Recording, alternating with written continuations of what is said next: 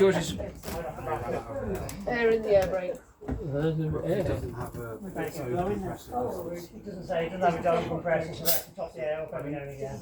It doesn't have its own compressor, so we have to, every now and again, we have to stop here and top up with air. Oh, I see. Whereas if it goes too low, then the coach will apply the brakes. Automatically. Yeah. And then Yeah. once